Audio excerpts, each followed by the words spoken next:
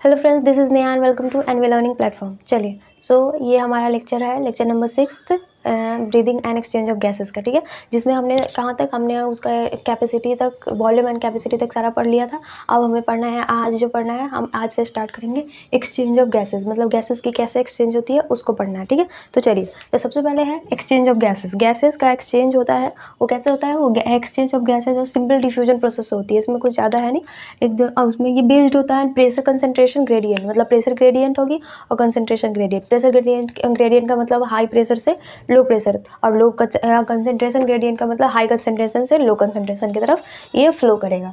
ठीक है, pressure gradient का मतलब PO2 एक मतलब जिसको हम लेते हैं, एक है PCO2 का मतलब पार्शियल प्रेशर ऑफ ऑक्सीजन का पार्शियल प्रेशर लेते हैं, और PCO2 का मतलब है partial pressure of carbon dioxide. ठीक है, चलिए, ये यहाँ तक आपको समझ आ गया होगा। चलिए नोट कर लीजिए।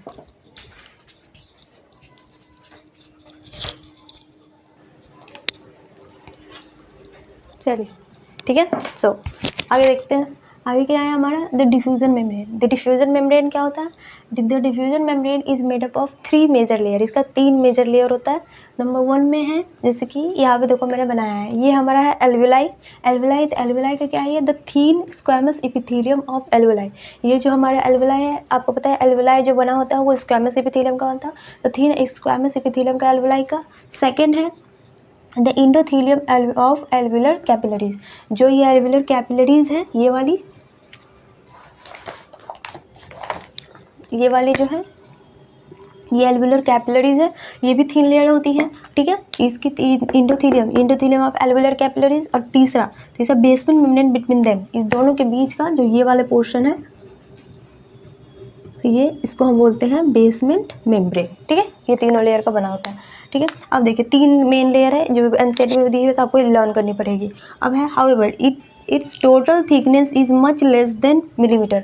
लेकिन इतना होने के बाद भी इसका पूरा टोटल थिकनेस जो होता है वो 1 मिलीमीटर से ज़्यादा नहीं होता है। ठीक है, 1 मिलीमीटर से कम ही होता है। ठीक है, चलिए नोट कर लीजिए।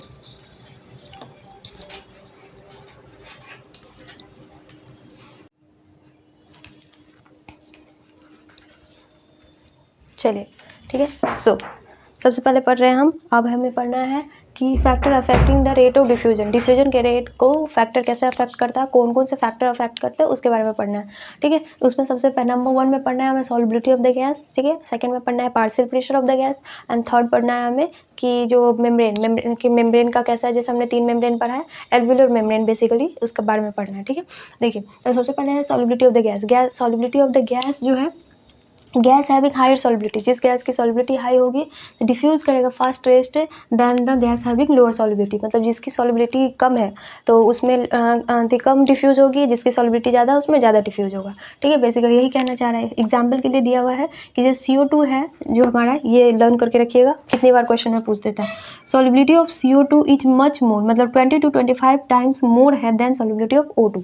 O2 की सॉल्युबिलिटी से सॉल्युबिलिटी ऑफ CO2 ज़्यादा होता है। ठीक है, हाँ, इसके बाद अमाउंट ऑफ CO2 का जो अमाउंट है that diffuse across the diffusion membrane is much higher than O2। इसी से पता कर सकते हो कि जितनी ज़्यादा, मतलब जितने देर में CO2 डिफ्यूज होगा उससे 20 से 22 गुना टाइम्स क्या हमारा, जितने देर में हमारा O2 डिफ्यूज होगा उससे 20 से 22 गुना टाइम्स हमारा CO2 डिफ्यूज हो जाएगा ऑटोमेटिकली। ठीक है, चलिए, नोट कर लीजिए।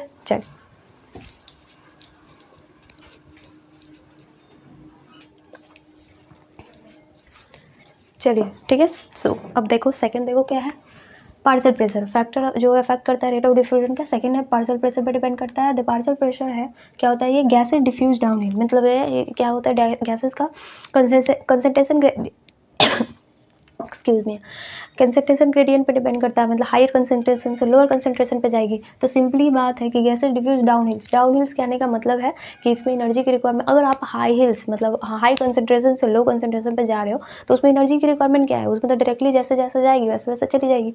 तो वही है कि डाउन हिल्स जाता है according to their partial pressure के अनुसार। वैसे होता है, एग्जाम्पल के लिए जैसे O2 डिफ्यूज करता है from atmospheric air having partial pressure 159 mmHg। देखो O2 का जो एटमॉस्फेयर का जो होता है, एटमॉस्फेरिक एयर का जो होता है 159 मतलब 159 mmHg होता है, और एल्वुलर एयर जो हमारे एल्वुलाई की एयर होती है वो होती है 104 mmHg। सो इसी के लिए क्या होता है, हमारा बाहर का कंसनट्रेशन ज़्यादा है, बाहर का हमारा 159 mmHg है O2, और हमारा एल्वुलाई में जो हमारा है 104 mmHg है। तो वो क्या होता है, हाई कंसनट्रेशन, मतलब बाहर से अंदर की तरफ आता है। समझ आ गया? तो यही है, इसी पार्शियल प्रेशर के डिपेंड, इसी के लिए यहाँ पे मैंने लिखा है डाउन हिल्स, इसीलिए यहाँ पे डाउन हिल्स लिखा हुआ है। सो आप कंफ्यूज मत करना। अब देखो, अब हो गया दूसरा। अब तीसरा क्या है, thickness of the membrane. Membrane की थिकनेस, मैंने तीनों थिकनेस ऑफ द मेम्ब्रेन पूरा लिखवा रखे हैं। मैंने अभी लिखवाया था कि मैंने एल्वुलाई का सबसे ऊपर वाला जो एल्वुलर लेयर, उसके बाद बेसमेंट मेम्ब्रेन के बाद जो इंडोथेलियम ऑफ द एल्वुलर कैपिलरीज, तीनों, तो उसके बारे में मैंने लिखवा दिया। सो डायरेक्टली मैंने लिखवा दिया। तीसरा है मेम्ब्रेन के थिकनेस पे भी डिपेंड करता है। तो उस पर कैसे डिपेंड करता है, इनवर्सली प्रोपोर्शनल। ऑब्वियस सी बात है, जिसकी थिकनेस ज़्यादा होगी उसके according rate of diffusion slow हो जाएगा। ठीक है, तो रेट ऑफ डिफ्यूजन है जो स्लो हो जाता है विथ रिस्पेक्ट जैसे जैसे आप थिकनेस बढ़ाते हो। ठीक है, सो हमारा factor affecting rate of diffusion भी कंप्लीट हो गया। चलिए, अब हमें देखना है कि कैसे हमारा दो फेज है बेसिकली, कि ये बाहर से एल्वुलस में कैसे ये आता है, फिर एल्वुलाई से ब्लड में कैसे जाती है, टिश्यूज में, वो वाली पढ़नी है। ठीक है, चलिए, रेट ऑफ डिफ्यूजन हो गया यहाँ तक। चलिए नोट कर लीजिए।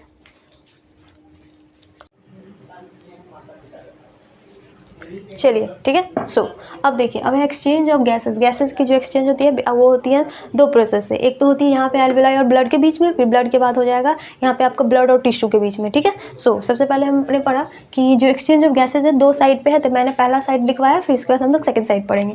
पहला साइड है एल्वुलाई और ब्लड। एल्वुलाई और ब्लड, जैसे कि हमारा एटमॉस्फेयर से ज़्यादा पार्शियल प्रेशर था, तो वहाँ से हमारा एल्वुलाई में आ गई। एल्वुलाई में आने के बाद यहाँ पे क्या होगी, अब एल्वुलाई में स्टोर होकर तो रहेगा, स्टोर होकर आया यहाँ पे से, अब दूसरे ऑर्गन जिसको ज़रूरत है, पूरे ऑर्गन को हमारा ऑक्सीजन की ज़रूरत है, तो हर जगह जाएगी। तो हर जगह ले कौन जाता है इसको, हमारा कैरियर कौन है, और वन एंड ओनली ब्लड ही हमारा है। द ब्लड है तो the wall of the alveoli की वॉल हमने जैसे पढ़ा है कि बहुत पतली होती है, और इसके बाद इतनी रिच नेटवर्क्स ऑफ कैपिलरीज, मतलब इसमें बहुत सारे कैपिलरीज होती है, ब्लड कैपिलरीज, छोटे छोटे पतले जैसे ट्यूब जैसे बहुत पतले होते हैं। ठीक है, और सारा नेटवर्क है एल्वुलाई है जो उसके एल्वुलर वॉल पे होता है, वो look like a sheet of flowing blood. ऐसा लगता है ना कि पतला धागा, उसमें एकदम ऐसा लगेगा ना आपको, अगर मतलब रियल में देखोगे तो ऐसा लगेगा कि बारिश हो रही है, इसमें खून की बारिश, नदियाँ बह रही है, ऐसा दिखेगा। तो वही है, और सबको हम बोलते हैं डिफ्यूजन, रेस्पिरेटरी और एल्वुलर सिक मेम्ब्रेन। वो मेम्ब्रेन के जैसा दिखता है, इसलिए हम लोग इसमें बोला एक डिफ्यूजन मेम्ब्रेन भी बोल सकते हो, रेस्पिरेटरी मेम्ब्रेन भी बोल सकते हो, या एल्वुलर कैपिलरी मेम्ब्रेन भी बोल सकते हो, जो 3 लेयर का बना होता है, जो तीनों लेयर मैंने बता रखा है। ठीक है, चलिए यहाँ तक नोट कीजिए।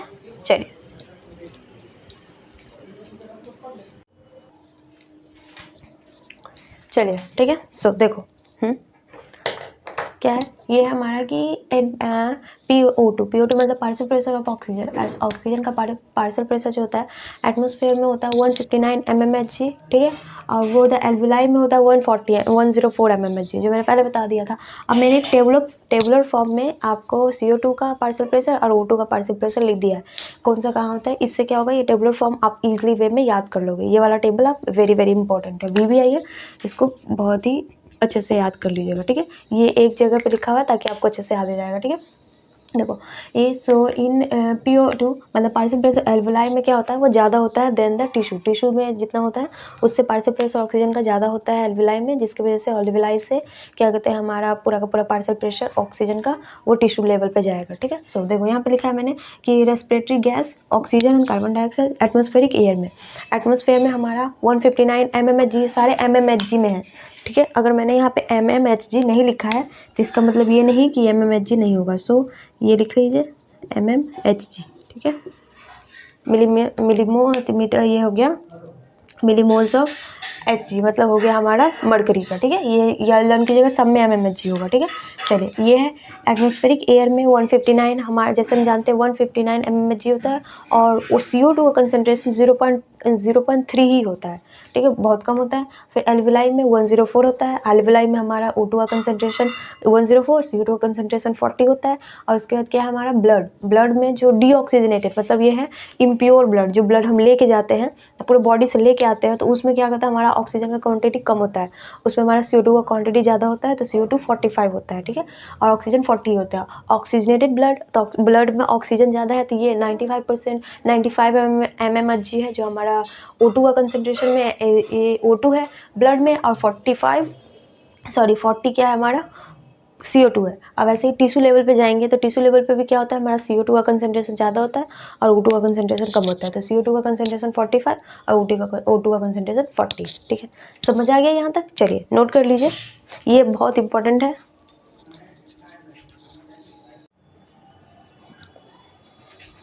चलिए ठीक है। अब देखो, अब हमें पढ़ना है, हमने यहाँ तक पढ़ लिया, अब हम पढ़ेंगे transport of O2 means transport of gases पढ़ेंगे, जिसमें हमने सबसे पहले पढ़ा ट्रांसपोर्ट ऑफ O2 का ट्रांसपोर्ट पढ़ेंगे, उसके बाद ट्रांसपोर्ट ऑफ CO2, ठीक है। तो O2 का ट्रांसपोर्ट है जिसमें देखिए 97% मतलब 90 सबसे मैक्सिमम परसेंटेज है जो ये नॉर्मल सी हेमोग्लोबिन से बाइंड कर देता है, ऑक्सीजन बाइंड हो जाता है और उसके बाद हमारे उनके बॉडी पार्ट के सभी बॉडी पार्ट में पहुंच जाता है, ठीक है। और उसके बाद है 3% होता है डिजोल्व प्लाज्मा, ठीक है। ये वाला जो आपका अमाउंट है, ये वाला जो इसको याद रखिएगा क्योंकि ये हमारे एग्जाम में पूछता है, ठीक है। 97% ऑक्सी हेमोग्लोबिन के फॉर्म में मीन्स HB और HB प्लस O2 के फॉर्म में, और उसके 3% डिजोल्व प्लाज्मा के फॉर्म में, ठीक है। और उसके बाद है एक ऑक्सीजन हेमोग्लोबिन डिसोसिएशन कर्व या फिर सिग्माइड इफेक्ट और बॉड इफेक्ट, ये सारे के सारे तीनों एक ही को बोलते हैं, जो NCERT में आपका एक टेबलिक फॉर्म में दिया हुआ है उसी को बोलते हैं, ठीक है। सो देखिए, चलिए ये नोट कर लीजिए, ये वाला नोट कर लीजिए, उसके बाद मैं आगे आपको बताऊंगी। चलिए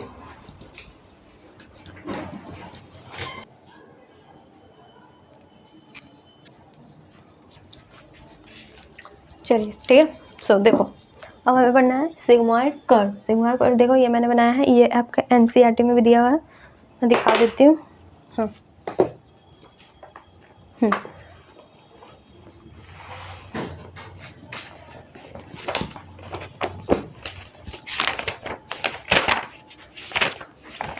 देखो, ये देखिए, ये आपके NCERT में दिया हुआ है, ठीक है। ये वाला कर्व देखिए, ये कर्व, यही कर्व मैंने यहाँ पे बनाया है, सिग्मॉइड कर्व, ठीक है।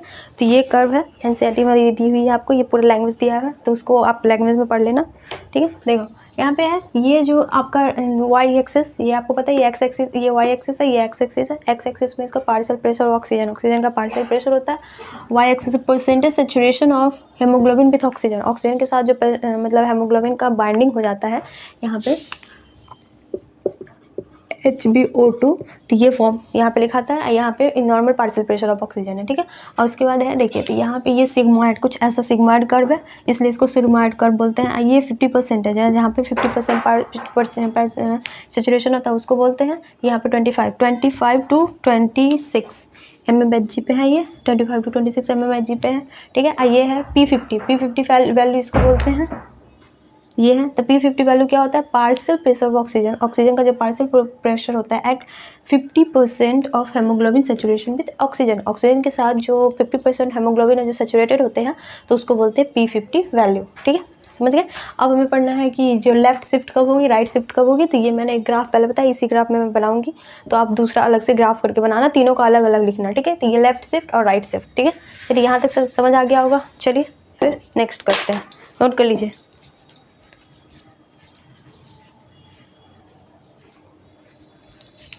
चलिए ठीक है। अब देखो, ये हम पहले पढ़ रहे हैं लेफ्ट शिफ्ट, फिर पढ़ेंगे राइट शिफ्ट, ठीक है। लेफ्ट शिफ्ट में क्या है, कहने का मतलब ये जैसे जैसे जाओगे तो ये राइट साइड में जाता है, तो ये हमारी लेफ्ट शिफ्ट हुई। लेफ्ट शिफ्ट में क्या क्या कंडीशन क्या है लेफ्ट शिफ्ट होने की, देखिए यहाँ पे maximum favourable association of haemoglobin, मतलब लेफ्ट शिफ्टिंग का मतलब कंडीशन है कि वो HbO2 बनाएगा, मतलब हेमोग्लोबिन को ऑक्सीजन के साथ बाइंडिंग कैपेसिटी है, मतलब एसोसिएट करके रखेगा। एसोसिएशन और डिसोसिएशन पता ही होगा आपको, एसोसिएशन का मतलब साथ में जोड़ना, डिसोसिएशन का मतलब तोड़ देना। तो ये जोड़ के रखने की कैपेसिटी, तो जोड़ के रखने की कैपेसिटी में क्या होगी, जब ऑक्सीजन की क्वांटिटी ज़्यादा होगी तब होगी। तो यही है, ये सब इफेक्ट है, इसी इफेक्ट को बोलते हैं, इस इफेक्ट, इसमें एक इफेक्ट आता है उसको हेल्डेन इफेक्ट बोलते हैं। तो ये है जिसमें क्या है, O2 मतलब PO2, ये partial pressure of oxygen, oxygen की जो पार्शियल प्रेशर होगी हमारी, ऑक्सीजन की पार्शियल प्रेशर हमारी क्या होनी चाहिए, ज़्यादा होनी चाहिए, इंक्रीज होनी चाहिए। पार्शियल प्रेशर ऑफ CO2 की पार्शियल प्रेशर क्या होनी चाहिए, कम। CO2 की पार्शियल प्रेशर कम होगी, ऑक्सीजन की पार्शियल प्रेशर क्या होगी हमारे पास, ज़्यादा होगी। और यहाँ पे ऑक्सीजन H+ मतलब कंसनट्रेशन ऑफ H+ का क्या होगा, ज़्यादा होगा। हाँ मतलब H+ का कंसनट्रेशन ज़्यादा होगा, ऑब्वियसली जैसे ही H+ का कंसनट्रेशन ज़्यादा होगा तो pH क्या होगी हमारी, लो होगी, ठीक है। तो pH हमारी ये सॉरी H प्लस का कंसनट्रेशन क्या होता है, कम होता है।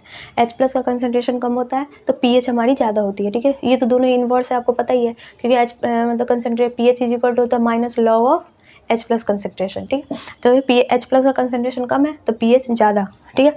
और टेम्परेचर टेम्परेचर का होगा हमारा इस कंडीशन में कम होता है, ये 20 डिग्री सेल्सियस के रिस्पेक्ट में चला जाता है। और उसके बाद क्या P50 वैल्यू, जो P50 वैल्यू जो होती है हमारी, जो हमने ये बनाया था ये वाला वैल्यू, तो ये यहाँ पर डिक्रीज़ करता है, ठीक है। P50 वैल्यू क्या होती है यहाँ पे, कम होती है, डिक्रीज़ करती है। और प्लेस मतलब प्लेस का मतलब है कि ये जो हमारा लेफ़्ट शिफ्टिंग जनरली कहाँ होती है, तो लेफ़्ट शिफ्टिंग नियरली होती है हमारी लंग्स के पास, ठीक है, समझ गया। चलिए नोट कर लीजिए, फिर उसके बाद हम पढ़ेंगे राइट शिफ्टिंग। यही से पूछेगा आपको, इसके सिवा कुछ नहीं पूछेगा उतना, ठीक है। चलिए सो टाइम नहीं है तो अभी हम थोड़ा रिवीजन कर रहे हैं, तो रिवीजन के बेसिस पे क्या होगा, ये सब मेन टॉपिक्स जो है वो सब मैं कराऊंगी। अब मैं रोज़ एक चैप्टर मतलब कोशिश करूँगी कि एक शॉर्ट नोट्स वगैरह बना के एक रोज़ एक चैप्टर में पूरा कंप्लीट करा दूँ, क्योंकि बहुत टाइम नहीं है बिल्कुल भी, ठीक है। चलिए नोट कर लीजिए।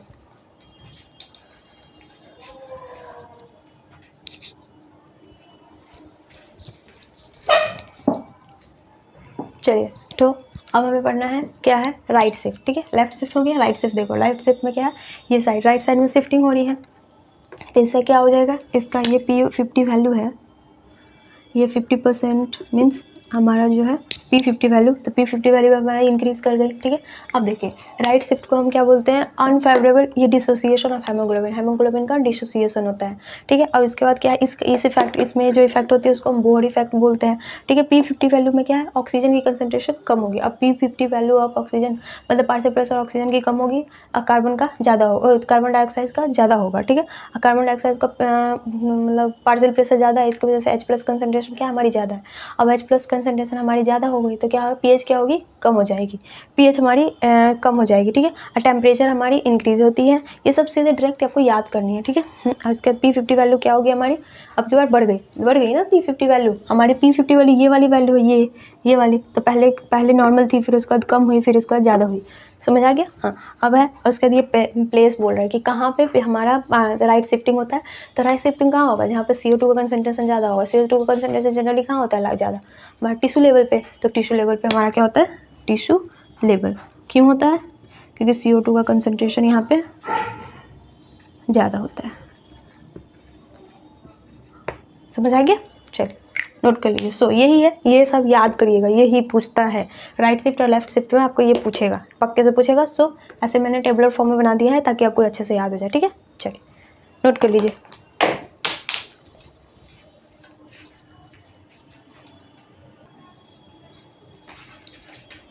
चलिए ठीक है। सो देखो यहाँ पे मैंने दोनों इफेक्ट को लिख दिया है, हेल्डन इफेक्ट और बोहर इफेक्ट, ठीक है, ताकि आपको अच्छे से समझ आए। हेल्डन इफेक्ट होता है जब हम left shifting of haemoglobin occur करते हैं, लेफ्ट शिफ्टिंग ऑकर होती है तब, और बोहर इफेक्ट होती है राइट शिफ्टिंग के केस में। लेफ्ट शिफ्टिंग क्या होता है, इसमें association of O2 with haemoglobin के साथ एसोसिएशन होता है, और राइट शिफ्टिंग में डिसोसिएशन होता है, जैसे आपको पता है, ठीक है, इसीलिए मैंने इसको लिख दिया, ठीक है। अब देखो कुछ नोट करके इंपॉर्टेंट नोट्स में लिखो। सबसे पहले है O2 binding of oxygen, oxygen की बाइंडिंग होती है विद हेमोग्लोबिन के साथ, is primarily related to the partial pressure of oxygen. मतलब अगर आपको हेमोग्लोबिन को बाइंड करना है तो सबसे पहले आप ऑक्सीजन का पार्शियल प्रेशर को ही देखोगे, बाकी प्रायोरिटी में उसी को लेना है कि सबसे पहले प्रायोरिटी लेंगे कि हम देखेंगे पार्शियल प्रेशर ऑफ ऑक्सीजन ज़्यादा है तो बाइंड होगी, कम है तो डिसोसिएट होगी, इस पर डिपेंड करेगा, ठीक है, सबसे पहले। अब दूसरा है हेमोग्लोबिन और HbO2 डिसोसिएशन कर्व जो होती है वो जब हम एक्सरसाइज करते हैं तो कौन से शिफ्ट में जाती है, भी क्वेश्चन पूछ सकता है कि जैसे कि नॉर्मल केस तो समझ आ गया, लेकिन हम एक्स्ट्रा बहुत ज़्यादा एक्सरसाइज करते हैं तो एक्सरसाइज केस तो उस केस में क्या होता है, तो उस केस में राइट शिफ्ट होता है, ठीक है, राइट शिफ्ट, क्योंकि उस टाइम एक्सरसाइज करने पर हमारा देख लो लंग्स का प्रेशर कितना ज़्यादा अप एंड डाउन होने लगता है, और उस टाइम क्या होता है कि हमारा बॉडी के अंदर CO2 का कंसनट्रेशन बहुत बढ़ता जाता है। सो इसकी वजह से ये राइट की तरफ शिफ्ट करता है, ठीक है, हो गया। सो ट्रांसपोर्ट ऑफ ऑक्सीजन हमने पढ़ लिया अभी तक, ठीक है, ये सब हम पढ़ रहे थे ट्रांसपोर्ट ऑफ ऑक्सीजन के में। अब हमें पढ़ना है ट्रांसपोर्ट ऑफ कार्बन डाइऑक्साइड, ठीक है। आई होप आपको ट्रांसपोर्ट ऑफ ऑक्सीजन समझ आ गया होगा। आगे बढ़े, चलिए नोट कर लीजिए।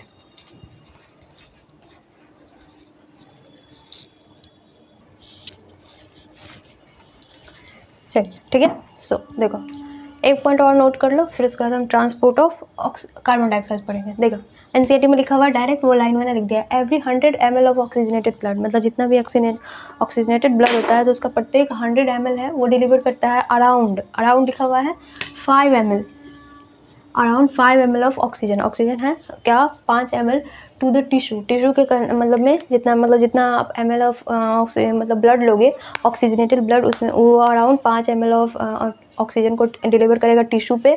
नॉर्मल कंडीशन, फोर्स्ड कंडीशन नहीं है, एक नॉर्मल फिजियोलॉजिकल कंडीशन, मतलब जैसे अभी मैं पढ़ा रही हूँ तो नॉर्मल कंडीशन हुआ, आप पढ़ रहे हो बैठ के आराम से, तो ये नॉर्मल कंडीशन में 5 ml ऑफ ऑक्सीजन डिलीवर होता है। ठीक है, समझ आ गया। चलिए अब है transport of carbon dioxide. Transport of oxygen complete हो गया हमारा, अब हमें कार्बन डाइऑक्साइड। तो कार्बन डाइऑक्साइड का ट्रांसपोर्ट है जो देखिए 23% होता है जो कार्ब अमीनो हेमोग्लोबिन का मतलब हेमोग्लोबिन के साथ कार्बन डाइऑक्साइड जुड़ेगा।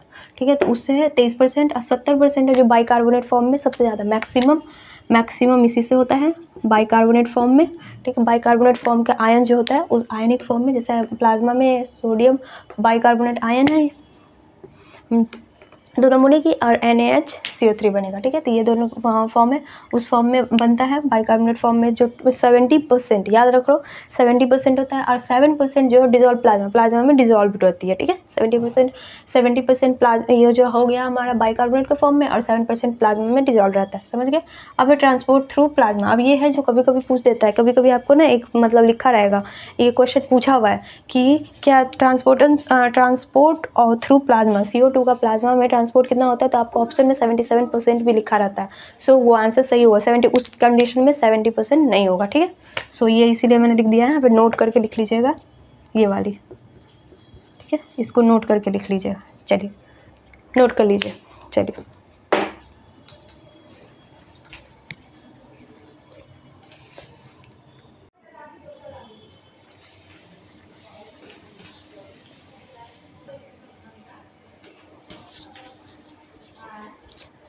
चलिए ठीक है। सो अब देखो हमने ट्रांसपोर्ट ऑफ CO2 पढ़ना स्टार्ट किया था, अब उसमें हम पढ़े रहे हैं लोडिंग ऑफ CO2। ठीक है, एक लोडिंग और अनलोडिंग। लोडिंग कहाँ होता है, बेसिकली CO2 का लोडिंग हो रहा है, CO2 का लोडिंग कहाँ पे होगा, कहाँ पे CO2 का कंसंट्रेशन ज़्यादा होता है, टिश्यू लेवल पे, तो ये होता है loading of CO2 at tissue level. ये लोडिंग लिखा हुआ है। ठीक है, L है ये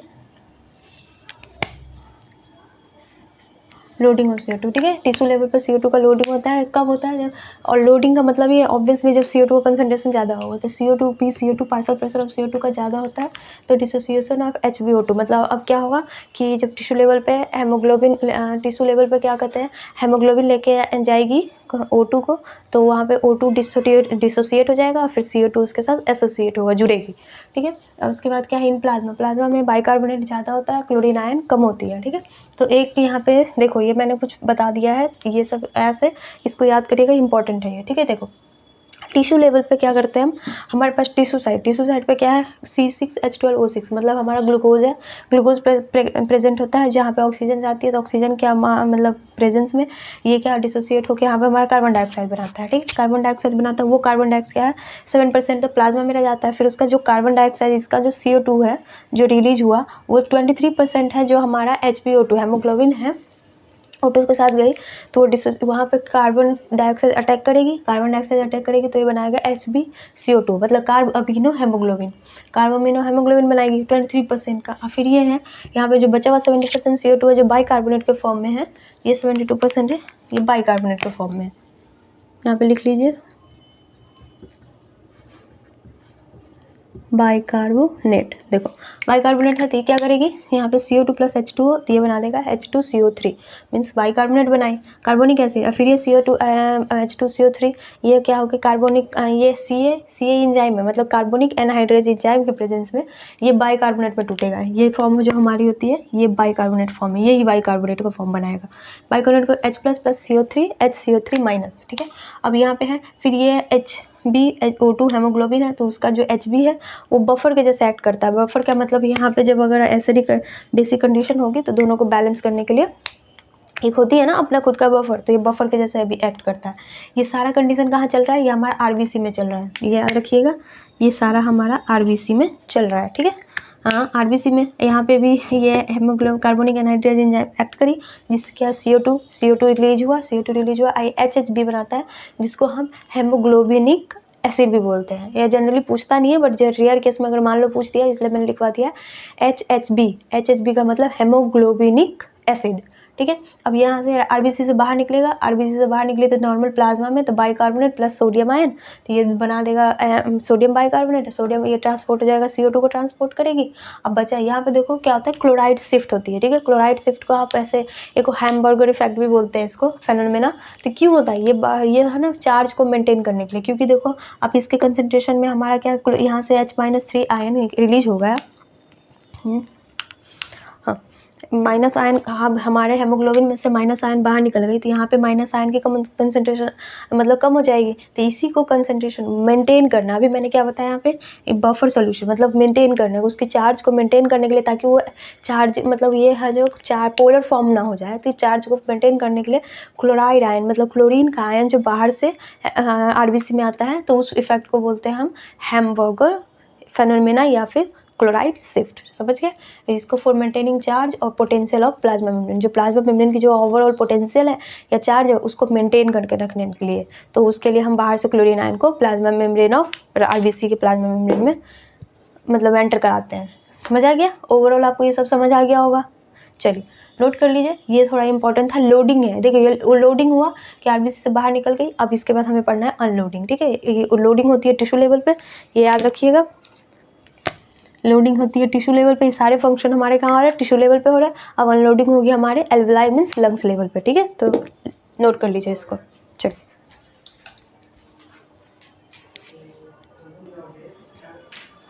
चलिए ठीक है।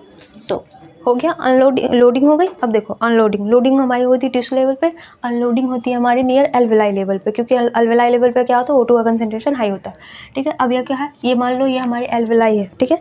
ये मैंने लंग्स बनाया, एल्विलस है, लिख लो एल्विलस, ठीक है। ये एल्विलस है जहाँ पे O2 का कंसंट्रेशन क्या है आपकी हाई है, तो यहाँ से क्या होगा, O2 का कंसंट्रेशन हाई है तो ये हर जगह जाएगा। O2 का कंसंट्रेशन, ये हमारा आरबीसी है, सारे फंक्शंस किस में होते हैं, आरबीसी, ठीक है। आरबीसी लेवल पे है। अब यहाँ पे क्या हो रहा है कि देखो यहाँ पे देखो आपको रिवर्स दिख रहा है, ये O2 HbO2 मतलब ऑक्सीजन हेमोग्लोबिन था, वो ब्रेक डाउन हुआ, ब्रेक मतलब यहाँ पे, तो ये बनाया आपका HbCO2, ठीक है। चलिए ठीक है, ये है HbO2 है जो आपको ब्रेक डाउन होके, ये वाला मैंने गलती कर दिया है, ये HbCO2 था, क्योंकि पहले CO2 होगा, पहले हमारा तो CO2 होगा ना, तो ये HbCO2 ब्रेक डाउन होकर आपका HbO2 बनाता है, ठीक है। HbCO2 ब्रेक डाउन होकर यहाँ पे बनाया HbO2, और यहाँ का जो CO2 रिलीज हुई थी ये बाहर चली गई, ठीक है। अब यहाँ पे देखो सेम कार्बोनिक एसिड थी H2CO3, इस पर Ca मतलब कार्बोनिक एनहाइड्रेस, जो मैं अभी यहाँ पे उसके बारे में बताऊंगी। तो ये क्या होता है, CO2 प्लस H2 में रिलीज ब्रेक होता है, ये CO2 प्लस H2, CO2 फिर बाहर निकल जाएगा 70% कार्बन बाइकार्बोनेट के फॉर्म में, और इसके बाद ये वाटर इसी में है, इसका फंक्शन होगा आगे, ठीक है। अब इसके बाद यहाँ पे क्या है, फिर उसका फंक्शन के बाद H+ प्लस बाइकार्बोनेट फॉर्म हुआ, और ये बाइकार्बोनेट फॉर्म जो बफर के जैसे एक्ट करेगा, दोनों में कोई प्रॉब्लम नहीं है यहाँ तक। HHB जो मैंने बताया था हेमोग्लोबिनिक एसिड है यहाँ पे, फिर HB H+OB, ठीक है। यहाँ तक समझ आ गया, यही फंक्शन सेम है, जो उसमें जो फंक्शन हो तो उसका जस्ट रिवर्स होगा, ठीक है। अब यहाँ तक समझ गए। यहाँ पे है बाइकार्बोनेट, जो सोडियम बाइकार्बोनेट से रिलीज मतलब ब्रेक होती है, तो एक सोडियम आयन प्लस बाइकार्बोनेट बनता है, ये बाइकार्बोनेट फिर अंदर आता है, ये बाइकार्बोनेट अंदर आने की वजह से, अब देखिए ध्यान से देखिए, यहाँ पे H+ माइनस का आयन का कंसंट्रेशन क्या है यहाँ पे ज़्यादा हो गया, क्यों, क्योंकि बाइकार्बोनेट आयन हमारे आरबीसी के अंदर आ रहा है, तो इसकी वजह से इसमें जितनी क्लोरीन आयन होगी वो बाहर निकल जाएगी, ठीक है। तो हमारा जो हमने क्लोराइड शिफ्ट किया था, वो क्लोराइड शिफ्ट क्या किया था, जब हमारे आरबीसी के अंदर जब क्लोरीन की कंसंट्रेशन, आरबीसी के अंदर जब नेगेटिव आयन्स की कंसंट्रेशन कम हो गई थी, तो हमने क्या किया था, बाहर से अंदर क्लोरीन आयन लाए थे। लेकिन अभी हमारे क्या है, बाइकार्बोनेट, उसमें बाइकार्बोनेट बाहर जा रहा था, इसमें बाइकार्बोनेट हमारा अंदर आ रहा है। ये एरो पे ध्यान दीजिएगा, बहुत इंपॉर्टेंट है। बाइकार्बोनेट हमारा आरबीसी के अंदर आ रहा है, जिसकी वजह से हमारा आयन का कंसंट्रेशन, इसमें नेगेटिव आयन का कंसंट्रेशन ज़्यादा हो रहा है, लेकिन हमें ओवरऑल बैलेंस करके रखनी है। तो इसी की वजह से जिसमें क्लोरीन आयन होगी, वो क्लोरीन आयन बाहर चला जाता है, बाहर जा रहा है, इसके लिए इसको हम बोलते हैं रिवर्स क्लोराइड शिफ्ट, ठीक है। क्लोराइड शिफ्ट का जस्ट उल्टा, यहाँ तक समझ आ गया? यही है, ये लोडिंग या अनलोडिंग। याद रखिएगा कि कौन सा प्रोसेस कहाँ होता है, ये याद रखना है सबसे इंपॉर्टेंट। और दूसरा प्रोसेस, कौन से प्रोसेस में क्या ब्रेक डाउन होती है, किस में क्या जुड़ता है, ये याद रखना है। ठीक है, ये सब इंपॉर्टेंट है। ये इस बुक चैप्टर का मेन मैकेनिज्म तरीके का यही है। इसी को आप अच्छे से याद कर लोगे, जो कार्बन, ट्रांसपोर्ट ऑफ कार्बन और transport of carbon dioxide, transport of oxygen, ये दोनों है ना बहुत ज़्यादा इंपॉर्टेंट है। बाकी तो आपको लैंग्वेज है तो लैंग्वेज याद ही है। इसी सब में थोड़ा सा ट्रिकी जैसे हो जाता है, दिमाग लगाना पड़ता है केमिकल वगैरह से ऐसे, तो इसको ध्यान रखिएगा। ठीक है, चलिए नोट कर लीजिए।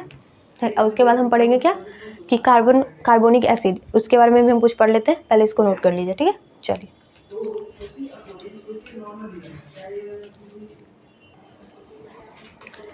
चलिए ठीक है। सो अब देखो, अब है कुछ कार्बोनिक एसिड के बारे में कुछ पढ़ लेते हैं। ठीक है, देखो कार्बोनिक एसिड, इसको मैंने जहाँ पे लिखा है CAE, इसका मतलब है कार्बोनिक एसिड एंजाइम, पहले ये याद रख लो। ठीक है, देखो कार्बोनिक एसिड एंजाइम होता है जो जिंक, मतलब उसमें जिंक होता है। जैसे कि आप मतलब मिनरल न्यूट्रिशन चैप्टर में दिया हुआ है कि जो कार्बोनिक एसिड, जिंक जो है एक मिनरल है, जिंक आयन से कौन सा मतलब एंजाइम एक्टिवेट होता है, तो ये याद रखिएगा कार्बोनिक एसिड। ठीक है, कार्बोनिक एनहाइड्रेज लिखा हुआ है, कार्बोनिक एनहाइड्रेज एंजाइम। ठीक है, और उसके बाद इस पर प्रेजेंट होता है RBC में प्रेजेंट होता है मैक्सिमम, लेकिन मैक्सिमम RBC में प्रेजेंट होता है। जैसा अभी हमने पढ़ा जितना भी, तो मैक्सिमम RBC में था, और स्मॉल अमाउंट में प्रेजेंट होता है प्लाज्मा में। ठीक है, क्या हो गया? बोहर इफेक्ट, दो इफेक्ट मैंने बताया था, एक बोहर इफेक्ट बताया था और दूसरा हमने हेल्डेन इफेक्ट पढ़ा। तो बोहर इफेक्ट है जिसमें देखो उसका कहा मतलब नॉर्मल करा है कि टिश्यू लेवल पे HbO2 का डिसोसिएशन होता है। दोनों को दोनों इफेक्ट जो होती है हमारी, क्या बोहर इफेक्ट और हेल्डेन इफेक्ट, ये दोनों इफेक्ट होते हैं ऑक्सीजन के लिए। तो यहाँ पे डिसोसिएशन होता है, तो ये से इस वाला एरो में, और ये एसोसिएशन लंग्स लेवल पे होती है, तो उसको हेल्डेन इफेक्ट बोलते हैं। ठीक है, समझ गए? चलिए, सो हमारा खत्म हो गया, हमारा ट्रांसपोर्ट ऑफ गैसेस खत्म हो गए। अब है बस थोड़ा सा हमें पढ़ना क्या है कि अब इसमें एंजाइम से रिलेटेड, मतलब अब हम हार्मोनल रिलेटेड, जैसे हर चैप्टर में तो कुछ कुछ हार्मोनल से रिलेटेड में चैप्टर दिए हुए टॉपिक्स, तो वही हार्मोनल से रिलेटेड बताया। मैं दिखा देती हूँ आपको NCERT पहले।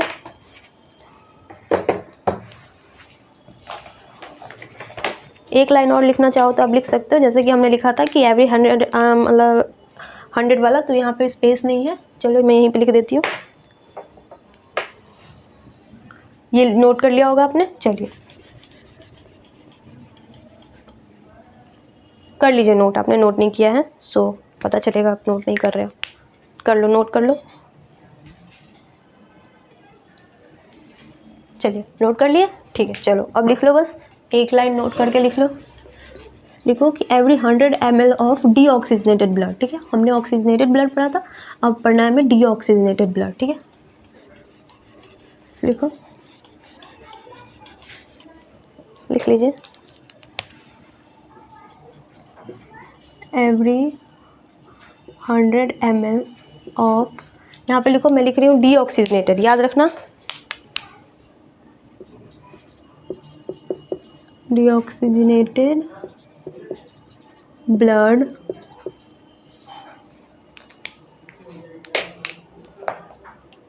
ठीक है, डिलीवर्ड करता है,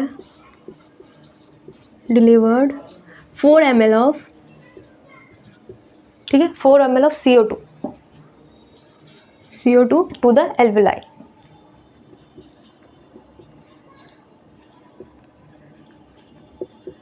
ठीक है, ये वाला नोट करके लिख लीजिए।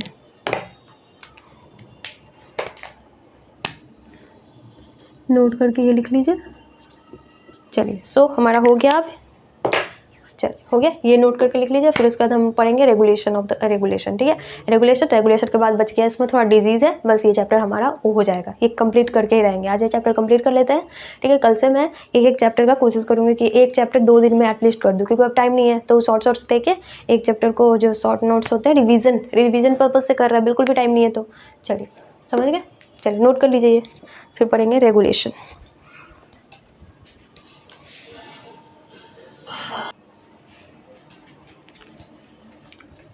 चलिए ठीक है, सो अब देखो, अब हम पढ़ रहे हैं रेगुलेशन ऑफ रेस्पिरेशन। रेस्पिरेशन का कैसे रेगुलेशन होता है? 2 तरीके से रेगुलेशन होता है। एक होता है हमारा, क्या बोलते हैं उसको, केमिकल। एक है जो मतलब हमारा हो गया कि नॉर्मल देंगे तो हमारा हो गया एक नर्वस रेगुलेशन और एक केमिकल रेगुलेशन। ठीक है, दोनों। और इसका रेगुलेशन होता है, वो क्या होता है, रेगुलेटरी साइट होती है हमारी ब्रेन, मतलब नॉर्मल सब चीज़ की रेगुलेटरी साइट हमारी होती है ब्रेन। ठीक है, तो ब्रेन होती है, स्पेशलाइज सेंटर इसका प्रेजेंट होता है मेडुला ऑब्लोगेंटा। ठीक है, यहाँ पे याद रख लीजिए कि ये होती है ब्रेन, में medulla region, medullary region of brain, ठीक है। और पॉन्ड्स भी होते हैं, ठीक है। देखो मैं भी बताऊंगी अभी पॉन्ड्स कहाँ पे, तो 2 रीजन, ठीक है। तो उसका हमने पढ़ा, एक नर्वस रेगुलेशन, एक केमिकल रेगुलेशन। मीन्स एक तो नर्वस सिस्टम से रेगुलेट होता है और एक नर्वस सिस्टम के साथ साथ केमिकल का भी रिक्वायरमेंट होती है रेगुलेशन में। देखिए इसमें जो मेडुलरी रीजन में 2 चीज़, देखो यहाँ पे लिखा है DRG एंड VRG। DRG मतलब डोर्सल रेस्पिरेटरी ग्रुप, जो डोर्सली रेस्पिरेटरी ग्रुप, एक ventral respiratory group. Dorsal respiratory group जो होती है वो होती है इंस्पिरेशन में हेल्प करती है, मतलब इंस्पिरेशन के लिए होती है। ये इंस्पिरेटरी एरिया जहाँ से हम इंस्पायर करते हैं सो डोर्सल होता है, और एक्सपायर करते हैं सो वेंट्रल होता है। ऐसे ऑपोजिट याद कर लो, डोर्सल मतलब हो गया, वैसे आपको डोर्सल मतलब ये एक्सपायर होना चाहिए, लेकिन हम डोर्सल से इंस्पायर लिखेंगे और वेंट्रल से एक्सपायर लिखेंगे। एक्सपायरेटरी ग्रुप ये कंट्रोल करती है क्या, हमारा रेस्पिरेटरी रिदम सेंटर। ये कंट्रोल करता है, ये रेस्पिरेटरी रिदम सेंटर है बेस मेन, याद रखिए ये रेस्पिरेटरी रिदम सेंटर है। और ये हमारा ये कंट्रोल करता है नॉर्मल ब्रीदिंग, जो आप नॉर्मल सांस लेते हो वो वाला कंट्रोल करता है। नॉर्मल बेसिकली होता है नॉर्मल ब्रीदिंग में भी एक्सपायरेशन नहीं इंस्पायरेशन, याद रखिए इंस्पायरेशन, नॉर्मल ब्रीदिंग में ओनली इंस्पायरेशन, ठीक है। ये है VRG मतलब वेंट्रल रेस्पिरेटरी ग्रुप। तो ये एक्सपायरेशन एरिया, एक्सपायरेटरी एरिया है, कंट्रोल करता है फोर्सफुल एक्सपायरेशन। जैसे मैंने बताया था कि जब हम ज़बरदस्ती का सांस लेते हैं, जैसे कि एक्सरसाइज करने के बाद लेते हैं या फिर कपालभाति करते हैं तो लेते हैं, तो वो फोर्सफुल एक्सपायरेशन। तो उसके लिए यहाँ पे वो आपको पता है ये फोर्सफुल एक्सपायरेशन कौन कौन से मसल्स के मिलकर बनता है, IICM और एब्डोमिनल मसल। IICM का मतलब क्या हो गया, यहाँ पे लिख लीजिए। IICM का मतलब लिखिए यहाँ पे इंटरनल इंटरकोस्टल मसल, ठीक है।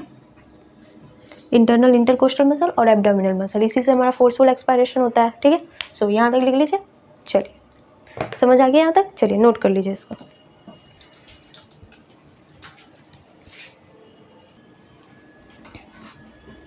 चलिए ठीक है। सो अब देखो, अब है कि इसी पे लिखना, DRG में ही लिखना, डोर्सल रेस्पिरेटरी ग्रुप में देखना। क्यों पता है क्यों, क्योंकि देखिए यहाँ पे है एक जो मैंने लिखा था कंट्रोल, मतलब डोर्सल रेस्पिरेटरी वाला जो है वो कंट्रोल किससे किया जाता है, ये जो है ये किया जाता है by diaphragm muscle, diaphragm muscle से कंट्रोल किया जाता है। और दूसरा है जो क्योंकि नॉर्मल इंस्पायरेशन है, नॉर्मल इसके एक्सटर्नल इंटरकोस्टल मसल से किया जाता है, ठीक है। सो यहाँ पे लिख लीजिए, इसका मतलब है एक्सटर्नल, ये सब मैंने पहले लिखवा रखा है, एक्सटर्नल इंटरकोस्टल मसल, ठीक है। चलिए अब इसके बाद है ये पॉन्स में है एक न्यूमोटैक्टिक सेंटर और एक एपनेस्टिक सेंटर। न्यूमोटैक्टिक सेंटर है जो मैंने ये मेडुला रीजन था, पॉन्स रीजन में न्यूमोटैक्टिक सेंटर, एपनेस्टिक सेंटर। न्यूमोटैक्टिक सेंटर का मतलब हुआ ये स्विच ऑफ सेंटर है। स्विच ऑफ मतलब हुआ कि ज़्यादा इंस्पायरेशन कर लिए तो ये पॉन्स वाला साइड का न्यूमोटैक्टिक सेंटर हमारा एक्टिवेट हो जाएगा। तो ये एक्टिवेट हो जाएगा तो कुछ जैसा होता है ना कि कुछ देर के लिए आप इंस्पायरेशन सांस लेना जो रोक देते हो, हाँ जैसे चेक नहीं किए थे कोविड में कि आप कितने देर तक सांस रोक सकते हो, तो उसके लिए है जो अब मतलब अगर थोड़ा समय के लिए ड्यूरेशन अगर कम है तो 1 से 5 सेकंड के लिए, तो उसके लिए हमारा सबसे पहले न्यूमोटैक्टिक सेंटर एक्टिवेट होता है, जिसकी वजह से आप थोड़ी देर के लिए इंस्पिरेशन रोक देते हो, ठीक है। और उसके बाद है अगर 2 सेकंड 5 सेकंड से ज़्यादा रेस्पिरेशन रोकना है तो उसके लिए जैसे कोविड वाले कंडीशन में जो हमने चेक किया था कि आप कितना देर तक ब्रीदिंग, जो उन्होंने बोला था कि 1 मिनट तक जो अगर सांस रोक के रख सकता है मैं 30 सेकेंड या 1 मिनट, तो उनकी काफ़ी इम्यूनिटी हाई है। तो इसके लिए दिया था तो उसके लिए एपनेस्टिक सेंटर एक्टिवेट हो जाती है। एपनेस्टिक सेंटर ये भी स्विच ऑफ सेंटर है, लेकिन ये लॉन्ग ड्यूरेशन के लिए है, 12 से 16 सेकंड के लिए, ठीक है। तो उसके ऊपर भी हो सकता है, ये उसके लिए है, ठीक है। अब इसमें क्या होती है, अब एक क्वेश्चन है कि अगर आपका न्यूमोटैक्टिक सेंटर हाईली एक्टिवेटेड मतलब सुपर एक्टिव हो जाएगा तो क्या होगा, तो बस ब्रीदिंग तो होगी, ब्रीदिंग इंक्रीज होगी, लेकिन आपका ड्यूरेशन ऑफ इंस्पिरेशन का ड्यूरेशन क्या होगा, कम होता जाएगा। मतलब आप ब्रीदिंग करोगे लेकिन सांस ज़्यादा छोड़ोगे लेने के बजाय, बिकॉज आपका एपनेस्टिक सेंटर है तो ड्यूरेशन ऑफ इंस्पिरेशन को कम ही कर देता है, तो रोक देता है, तो इसके लिए आपका एक्सपायरेशन होता रहेगा, इंस्पायरेशन का ड्यूरेशन कम होता रहेगा, ठीक है। समझ गए। सो नर्वस वाला समझ गए, चलिए नोट कर लीजिए। अब केमिकल पढ़ लेते हैं, ठीक है। नोट कर लीजिए प्लीज़, नोट।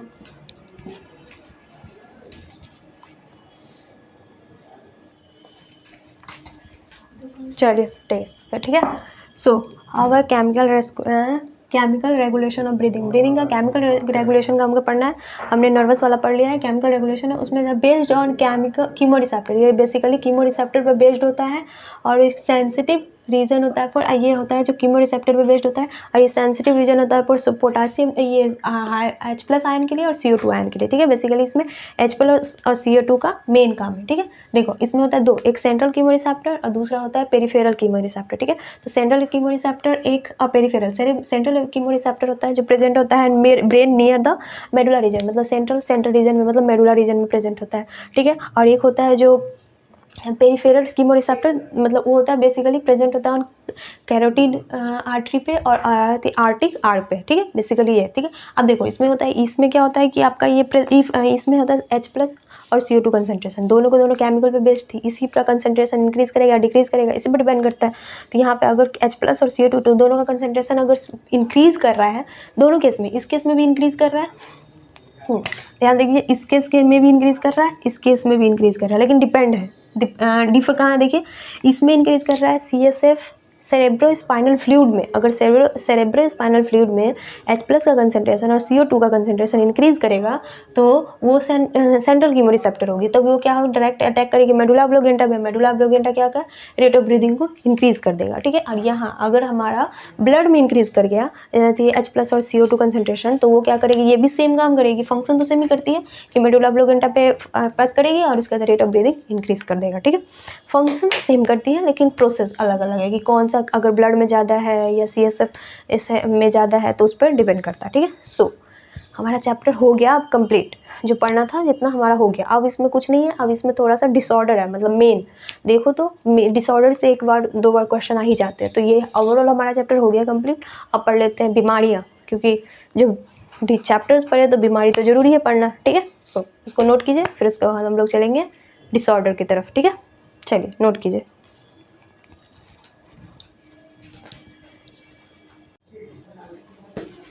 चलिए ठीक है।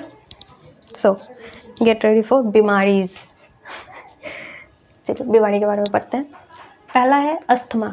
ये सब आपने नाम सुना होगा, अस्थमा का नाम बेसिकली सारे लोगों को पता होता है, बच्चे से लेकर बूढ़े तक, ठीक है। जनरली जो बोलते हैं ना कि एक पंप आती है, देखो कभी कभी कोई, मतलब आप देखते हो किसी किसी के पास ना पंप होती है, उसको ना जब आप, मतलब उसको सफोकेशन होने लगता है, जो सांस लेने में तकलीफ, तो वो मुंह में ऐसे ऐसे पंप मारता है, फिर उसके बाद वो नॉर्मल कंडीशन में आ जाता है, ठीक है। सो वो माउथ फ्रेशनर को पंप मत समझ लेना, बहुत माउथ फ्रेशनर्स भी आते हैं उसको पंप मारते हैं मुंह में, तो वो माउथ फ्रेशनर है, लेकिन पंप जैसे इनहेलर जिसको बोलते हैं। देखो क्या होता है, अस्थमा, डिफिकल्टी इन ब्रीदिंग, ये सांस लेने में तकलीफ होती है, क्यों, due to reasoning, due to the inflammation of bronchi और ब्रोंक्यूल्स। जो हमारा ब्रोंकाई और ब्रोंक्यूल्स जो होता है, जैसे मैंने आपको बताया था कि ये वाली रीजन जो होगी ये ट्रैकिया हो गई, ट्रैकिया के बाद ये हमारी जो रीजन हो गई, अब इसके बाद ये आगे ये हमारा पूरा लंग्स है, हाँ ये हमारा लंग्स है, फिर इसी में ब्रोंकाई, ये वाली पोर्शन, इसी में से ये ब्रोंक्यूल्स निकलेंगी आगे, और ये ब्रोंकाई जो निकलेंगी, तो वही इस सब रीजन में क्या हो जाता है, इन्फ्लेमेशन हो जाता है, कि जो नॉर्मल आपका जो ये नॉर्मल वाला है इसमें थोड़ा फूल जाएगा, स्वेल हो जाएंगी, तो स्वेलिंग हो जाती है, जिसकी वजह से अब किसी भी चीज़ इन्फ्लेमेशन हो जाए तो तकलीफ होने लगेगी ना, तो उसका वो रीजन स्वेलिंग हो जाता है वहाँ पे, हाँ उस मतलब स्वेलिंग की वजह से वहाँ पे अजीब तरीके से प्रॉब्लम होने लगती है और सांस लेने में तकलीफ होने लगती है, ठीक है। ये एलर्जिक डिसऑर्डर है, ये मतलब किसी भी चीज़ से हो जाता है, नॉर्मल सा कोई भी एलर्जी हो जाए, किसी को पॉलन एलर्जी होता है, किसी को डस्ट एलर्जी होती है, किसी को ठंडी के मौसम में एलर्जी होती है, ठंड कोल्ड का एलर्जी होता है, तो वो एलर्जिक रिएक्शन होता है, ठीक है। याद रखिएगा, ये होती है inflammation of bronchi and bronchioles, ये लाइन बहुत इंपॉर्टेंट है, ब्रोंकाई और ब्रोंक्यूल्स का इन्फ्लेमेशन हो जाता है, ये याद रखिए, ब्रोंकाई और ब्रोंक्यूल्स का इन्फ्लेमेशन हुआ, एल्विलाई में कुछ नहीं हुआ, इसी का रीजन है, इसके बाद यहाँ पे एल्विलाई बनेगी, ब्रोंक्यूल्स के बाद ये एल्विलाई रीजन बनेगी, तो एल्विलाई में इसका कोई कंट्रीब्यूशन नहीं है, इस बीमारी में एल्विलाई का कोई कंट्रीब्यूशन नहीं है, एल्विलाई नॉर्मल है, याद रखिएगा, लिख लीजिए अगर कन्फ्यूजन हो तो, क्योंकि मुझे कन्फ्यूजन होती थी अस्थमा में और इफाइसीमा में, तो इसलिए मैं आपको समझा रही हूँ, याद रखिए, क्योंकि आपको देता है ये क्वेश्चन, कन्फ्यूजन क्रिएट करने के लिए देता है कि यहाँ पे आपको bronchi and bronchioles and alveoli भी दे देता है, ठीक है। तो इसके रीजन में क्या है, एल्विलाई जो है ये नॉर्मल है, ठीक है। चलिए एल्विलाई इसकी नॉर्मल होगी, एल्विलाई में इसका कोई भी प्रॉब्लम नहीं होगा, हेल्दी एल्विलाई है। अब देखिए, अब इफाइसीमा क्या है, देखिए ये क्या होता है, इस केस में आपका एल्विलर रीजन में प्रॉब्लम हो जाती है, ठीक है। ये क्रोनिक डिसऑर्डर है, क्रोनिक डिसऑर्डर मतलब लॉन्ग लास्टिंग डिसऑर्डर है, ऐसा नहीं कि अभी हो गया, ये हो जाता है धीरे धीरे होता रहता है, ठीक है। जैसे कि देखो ये लॉन्ग लास्टिंग, ऐसे भी समझ सकते हो लॉन्ग लास्टिंग क्यों होगा, लॉन्ग लास्टिंग क्यों? क्योंकि मैंने क्या लिखा है, cause due to smoking. Smoking जो पीते हैं, सुट्टा मारते हैं ना, वो लोग को होता है, ठीक है। जो धुआंधार रॉकी भाई, सलाम रॉकी भाई, तो वो लोग को हो जाता है, ठीक है। तो देखो एक दिन पीने से नहीं होता है, धीरे धीरे धीरे धीरे, देखते हो कितने सालों सालों पीते हैं तो हो जाता है, लेकिन होता है। प्रॉब्लम होती है सिगरेट स्मोकिंग, जो आपके उस पर डब्बा पे भी लिखा रहता है कि इंजurious टू हेल्थ, लेकिन लोग नहीं समझते हैं। एज उसको अपने स्वैग के लिए लोग धुआं जो उसका निकलता है उसको स्वैग बनाते हैं और पीते हैं, तो वो अपने हेल्थ के साथ खिलवाड़ कर रहे हैं। सो इग्नोर, जस्ट इसको इग्नोर नहीं, पूरी कंप्लीटली इग्नोर करना चाहिए, ठीक है। अब देखो क्रॉनिक डिसऑर्डर है, धीरे धीरे होता है, लॉन्ग लास्टिंग पीरियड है, और लॉन्ग लास्टिंग पीरियड हो जाएगी तो बहुत भयानक तरीके से होगी। कोई भी चीज़ देखो, आपने सुना ही होगा कि जो चीज़ जल्दी इफेक्ट करती है वो जल्दी ठीक भी हो जाती है और जल्द उसका ज़्यादा असर नहीं होता है, लेकिन जो धीरे धीरे असर करता है वो बहुत खतरनाक होता है। जो लोग जल्दी बोलते नहीं है, लेकिन जब धीरे धीरे प्लानिंग बना के जो यूज़ करके जो करते हैं, तो ये आपका जो क्या है, आपके शरीर के साथ जो आपके लंग्स का पे ना खिलवाड़ कर रहा है, मतलब लंग्स के प्लानिंग के साथ बर्बाद करने की सोच रहा है। ये जो आप सिगरेट पी रहे हो वो आपको हेल्थ को बर्बाद, धीरे धीरे बर्बाद करने की सोच रहा है। सोचो कितना इफेक्ट करेगा ये। तो यही हो जाता है कि ये है आपका एल्वियोलर वॉल, जो एल्विलाई का जो वॉल होता है उस वॉल पे को डैमेज कर देता है, ठीक है। उस वॉल का अब देखो एल्विलाई पे हमारा पूरा का पूरा हमारा ऑक्सीजन स्टोर होकर रहता है, अब एल्विलाई के वॉल को ही डैमेज कर दिया तो क्या अब कहाँ से स्टोर होकर रहेगा, एक्सचेंज ऑफ गैसेस की होगी। एल्विलाई का जो वॉल हमने पढ़ा था 3 वॉल लेयर होता है, उसी वॉल लेयर की वजह से हमारा एक्सचेंज ऑफ CO2 O2 होता है। तो सारा एल्विलाई का वॉल एक्सचेंज मतलब डैमेज हो गई तो वो अच्छे से एक्सचेंज नहीं हो पाएगा, कितनी प्रॉब्लम्स हो जाएंगी, ठीक है। तो यही हो जाता है कि क्रोनिक डिसऑर्डर लंबे समय तक के लिए होता है और एल्विलाई वॉल को ये डैमेज कर देता है पूरी तरह से, जिसकी वजह से उसका मतलब पहले आपके हेल्दी एल्विलाई जो होंगी, हेल्दी एल्विलाई ऐसी थी, मान लेते हैं 1 सेकेंड के लिए, तो अब ऐसी हो जाएंगी, देखो ऐसे हो जाएंगे कुछ खुरदुरे जैसे, या कलर भी बेकार हो जाएगा। जैसे ऐड नहीं देता है, ऐड देता है लंग्स का, जैसे कि आप पहले कोई सिनेमा हॉल में जाओ, मूवीज़ ये टीवी पे भी देता है, लेकिन सिनेमा हॉल में जाओ तो पहले आपको ऐड देगा। पहले एक नहीं देगा था मुकेश, जिसके मुंह में तंबाकू और सिगरेट खाने की वजह से कैंसर हो गया था स्मोकिंग की वजह से, और उसका पूरा लंग्स देखते उसको उसको निचोड़ के दिखाता है कि कितना टार है, तो वही है। अब उसका देखना, उसका हेल्दी लंग्स का पूरा पिंक कलर का रहता है, पिंकिश रेड, लेकिन वो जो आपको ऐड में दिखाता है दूसरे तरह, जो जब वो स्मोकिंग वाले जो उसका लंग्स का दिखाता है तो ब्लैक कलर का हो जाता है, डार्क ब्लैक, मतलब रेड एकदम ब्लैक इस कलर का। तो यही है। अब देखो इसका सरफेस क्या हो गया, कम हो गया, इसका सरफेस ज़्यादा है, तो ये आपका सरफेस को भी स्टोर करने में, स्टोरेज सरफेस मतलब लंग्स का सरफेस को भी डिक्रीज़ कर देता है। तो सरफेस को डिक्रीज़ कर दिया तो इसका जो लंग्स की टेंडेंसी है स्टोर करने की, एल्विलाई की एयर को, वो ऑक्सीजन को स्टोर करने को, वो भी कम हो जाएगी, ठीक है, समझ गए। ये स्मोकिंग की वजह से ज़्यादा होता है, मतलब लोग जो पीते हैं ना, सुट्टा मारते हैं, उससे ज़्यादा होता है। सो स्मोकिंग नहीं करनी चाहिए, ठीक है। चलिए समझ गए। ऐसा नहीं है कि मैं आज बोल रही हूँ कि नहीं करनी चाहिए तो आप आज से छोड़ दो 1-2 महीने के लिए, फिर बोलोगे कि मुझे नहीं होगा। धीरे धीरे होगा, बट ये मतलब धीरे धीरे आप असर करोगे तो धीरे धीरे, ऐसा नहीं आप बोलोगे कि नहीं मैंने तो अभी से आप पी चुके हो, अभी से अभी छोड़ दो तभी भी बहुत हेल्थ के लिए अच्छा होगा। लेकिन ये स्मोकिंग पीना बहुत खतरनाक होती है, ठीक है। लोग छोड़ते नहीं है, लोग को समझ नहीं आता, लेकिन ये सब चीज़ बहुत बेकार होती है, ठीक है। चलिए नोट कर लीजिए, हो गया। अब हमारा है ऑक्यूपेशनल डिजीज़, मतलब होता है ना कि जैसे कि ये तो हो गई कि आपका नॉर्मल लोगों के, अब ऐसा नहीं कि स्मोक करते हैं उसके बगल वाले लोगों को भी कभी कभी हो जाता है। तो कभी कभी कोई केसेस आते हैं उसमें बोलते हैं मैंने तो कभी सिगरेट नहीं पिया फिर भी मुझे कैंसर हो गई, तो वो वाली प्रॉब्लम भी हो जाती है लोगों को। तो उसका कहने का मतलब है कि तो उनसे दूर भी रहना चाहिए, जो स्मोक करते हैं उन लोगों से दूर भी रहना चाहिए हमें, ठीक है। चलिए अब एक ऑक्यूपेशनल है, मतलब जैसे बाहर लोग जो लेबर क्लास मतलब काम करते हैं ना फैक्ट्रीज वगैरह में, तो उनके अंदर भी कोई डिजीज़ हो जाती है। तो ये दोनों नोट कर लीजिए, फिर मैं उसको बताती हूँ। चलिए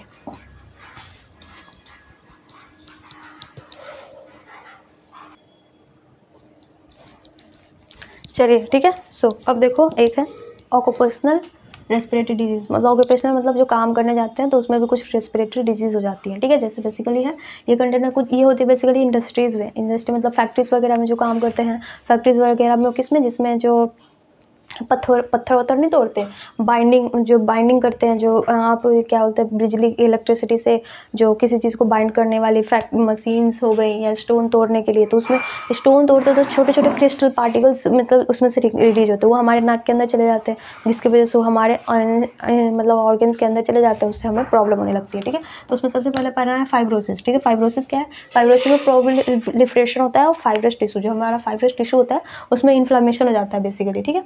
ये हमारा सीरियस डैमेज, लंग्स का सीरियस डैमेज कर देता है हमारे लंग्स को, ठीक है। ये सब छोटे छोटे टॉप नोट से बीमारी है तो उसको लिख लीजिए। एक है निमोकोनोसिस, ठीक है। इसका क्या मतलब होता है, ये भी है, ये it is a term refer to at any lungs chronic, मतलब कोई भी लंग्स का क्रोनिक डिजीज़ है जो रिलेटेड डिजीज़ है वो कॉज होता है। इसमें क्या ये कॉज होता है ड्यू टू इन्फ्लेमेशन, इसमें भी इनहेले ये हो जाता है, कॉज होता है हमारा क्यों, इनहेलेशन। जब हम मतलब जब आप फैक्ट्रीज़ में काम कर रहे हो तो इसीलिए बोलता है मास्क लगा के हमें काम करनी चाहिए। देखो फैक्ट्री में काम कर रहा है तो डस्ट पार्टिकल या टॉक्सिक फाइबर कोई भी है वो नाक के अंदर चला गया, नाक के अंदर जाने की वजह से हमारा आगे डिजीज़ कॉज कर देगा, ठीक है। ये जब बेसिकली कोल वर्कर का मतलब ऐसे कोई भी स्टोन मतलब ब्रेकर, कोई भी केमिकल फैक्ट्री, कोई भी केमिकल फैक्ट्री जो हो गई, केमिकल फैक्ट्रीज एग्जाम्पल है ये मैंने लिख दिया है, केमिकल फैक्ट्रीज वगैरह कोई भी केमिकल जैसे कि काम करते हैं तो उसके केमिकल का स्मेल अंदर चला जाएगा, उसका क्रिस्टल पार्टिकल अंदर चला जाएगा। तो आप माइक्रोस्कोप से तो नहीं देखते हो ना, कभी कभी नोटिस करना कि हवा जैसे कि आपके रूम में एक रेज आएगी एयर की, सॉरी सनलाइट की, तो उसमें देखना कितने क्रिस्टल पार्टिकल छोटे छोटे जो कण जैसे दिखते हैं धूप में हवा में चलते हुए, तो वो देखो एयर में सब चलता ही रहता है। ये सब जहाँ पे आप काम कर रहे हो बिना मास्क के काम कर रहे हो, बिना प्रोटेक्शन के काम कर रहे हो, तो ये सब आपके नाक के अंदर वैसे ही जा रहा है तो वो चला जाता है हमारे नाक के अंदर, तो उसकी वजह से हमें बीमारियाँ हो जाती हैं, ठीक है। चलिए नोट कर लीजिए, ये सब ऐसे एग्जाम्पल के लिए नोट कर लीजिए। चलिए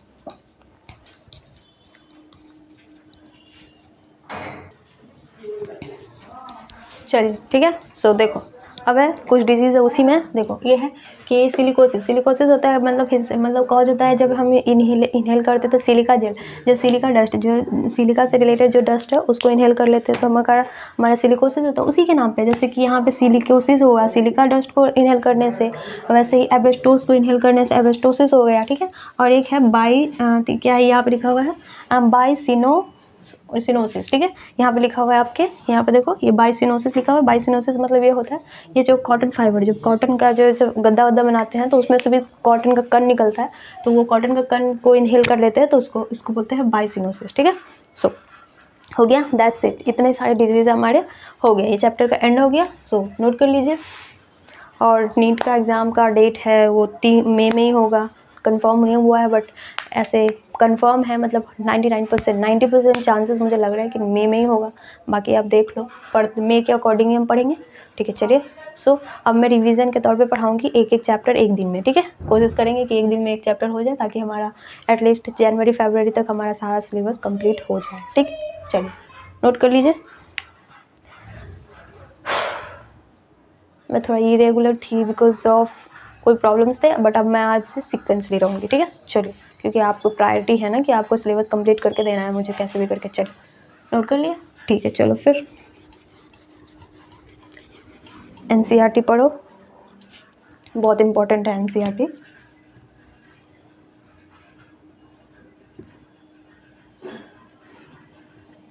ठीक है। लो थैंक यू, चलिए पढ़ते रहिए, मन लगाए रहिए, डेडिकेटेड रहिए, कंसिस्टेंसी ना बहुत ज़रूरी है क्योंकि अभी का कंडीशन है आप पढ़ोगे लेकिन इधर उधर माइंड डिस्ट्रैक्ट होता है। सो कांस्टेंट पढ़ते रहो, ध्यान देते रहो, छोटे छोटे पढ़ो, पार्ट पढ़ो, लेकिन रोज़ पढ़ो, कि स्किप मत करना, रोज़ करो, ठीक है। चलो ओके बाय।